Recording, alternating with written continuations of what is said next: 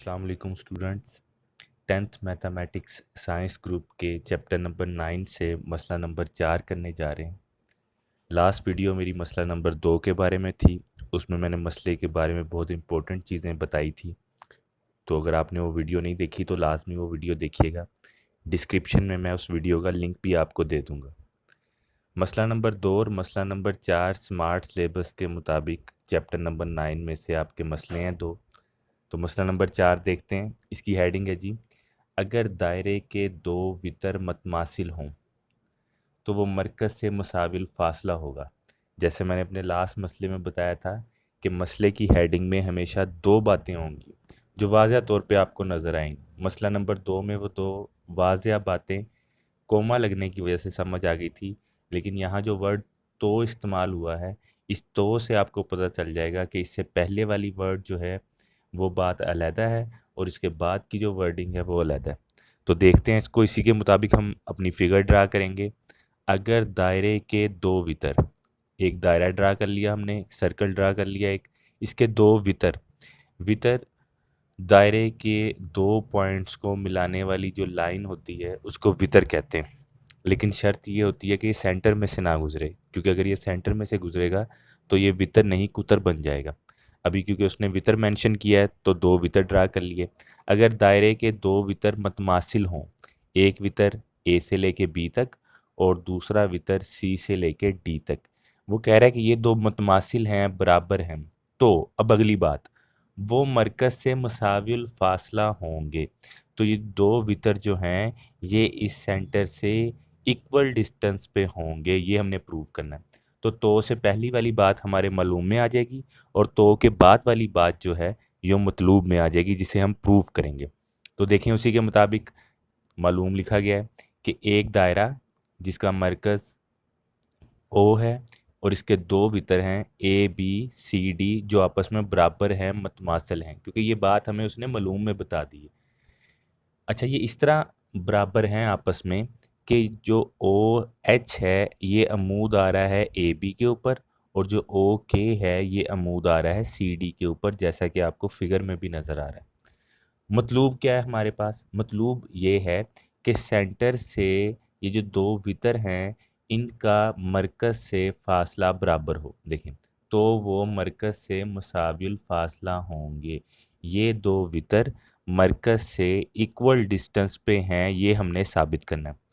तो मालूम को मतलूब बनाने के लिए जो कंस्ट्रक्शन की जाती है ये आपके अमल में आती है। आपने यहाँ कंस्ट्रक्शन क्या की, ये डॉटेड लाइन में आपको नज़र आ रहा होगा। ओ को ए के साथ और ओ को सी के साथ मिला दिया। इस तरह आपके पास अगर आप गौर करें तो दो ट्राइंगल्स बन गई हैं, ओ ए एच और ओ सी के, जो दोनों राइट एंगल रखती हैं अपने पास, कायमतुज़्ज़ाविया मुसल्लसान बन चुकी हैं आपके पास। नुक्ता ओ को जब आपने ए और सी से मिलाया तो इस तरह ओ ए एच और ओ सी के दो कायमतुज़्ज़ाविया मुसल्लसान बन गई, क्योंकि दोनों में आपको 90 डिग्री एंगल नज़र आ रहा होगा।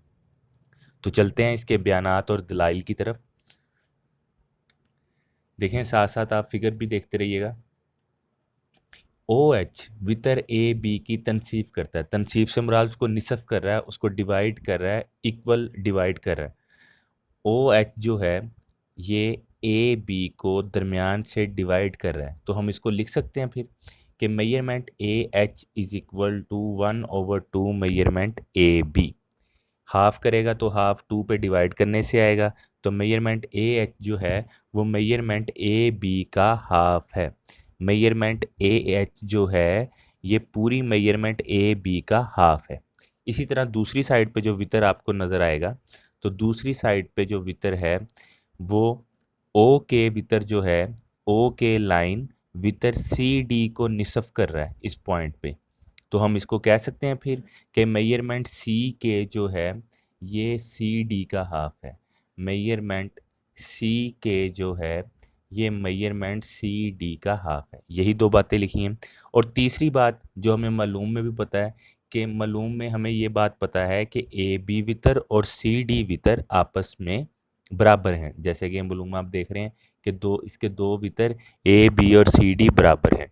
ये वितर ए बी और ये वितर सी डी ये आपस में बराबर हैं, ये हमें मालूम में बता दिया गया है। तो इसी बात को हमने नीचे लिखा है, मालूम मेजरमेंट ए बी और सी डी आपस में बराबर हैं। अगर हम इन तीनों को अब सम अप करें या कंक्लूड करें तो हमारे पास एक जो रिज़ल्ट आएगा वो ये रिज़ल्ट आएगा, जैसे कि यहाँ दलाइल में भी ये बात लिखी हुई है।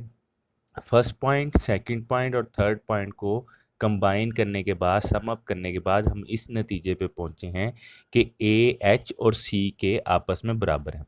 दोबारा देखें, हमने ये कहा कि ए एच जो है ये ए बी का हाफ है, सी के जो है ये सी डी का हाफ है, और फिर हमें मालूम में ये बताया गया कि ए बी और सी डी ये आपस में बराबर हैं। तो फिर इससे ये रिज़ल्ट निकल आता है ना कि ए एच और सी के भी आपस में बराबर हैं। इसी चीज़ को हमने यहाँ लिखा है कि मेजरमेंट ए एच और मेजरमेंट सी के आपस में बराबर है। अब जो हमने दो ट्राइंगल्स बनाई थी अमल में, जब नुक्ता ओ को ए और सी से मिलाया था, तो एक ट्राइंगल आपकी ये और एक ट्राइंगल आपकी ये बन गई थी। अब हम इस ट्राइंगल के बारे में बात करेंगे। अच्छा, इसमें लास्ट मसले में भी हमने दो ट्राइंगल्स ड्रा करके उसके बारे में बात की थी कि जब दो ट्राइंगल्स की तीन साइड्स आपस में बराबर आ जाती है तो आपके पास फिर ये एज आ जाता है, एडवांटेज आ जाता है कि आप उस मुसल्लस की कोई भी चीज़ एक दूसरे के बराबर रख सकते हैं। अब इसमें हमारे पास एडवांटेज और भी ज़्यादा है। वो किस तरह? क्योंकि उसने खुद ही मेंशन कर दिया है कि आपकी मुसल्लसान कायमतुज़्ज़ाविया मुसल्लसान है। तो एक सिमिलैरिटी तो हमारे पास यहाँ आ गई ऑलरेडी कि दोनों क्योंकि कायमतुज़्ज़ाविया मुसल्लसान है, राइट एंगल ट्राइंगल्स हैं, तो दोनों का एंगल सेम है, दोनों 90 डिग्री एंगल रखती हैं। तो अब हमारे पास दो बातें रह गई इनमें से सिमिलर करने वाली।